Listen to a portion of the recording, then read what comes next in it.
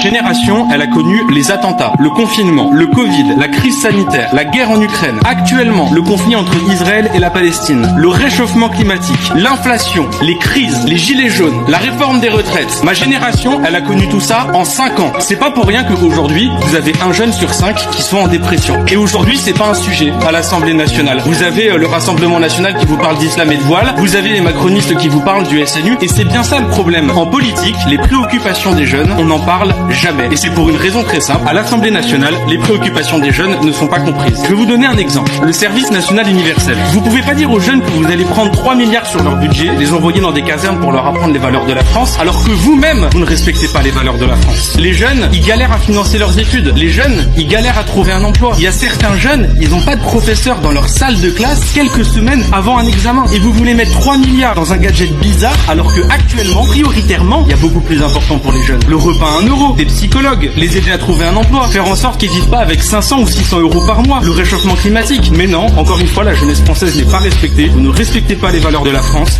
Vous mettez tout cet argent dans un SNU qui nous coûte cher et vous ne comprenez pas que ce soit ressenti comme une injustice par la jeunesse.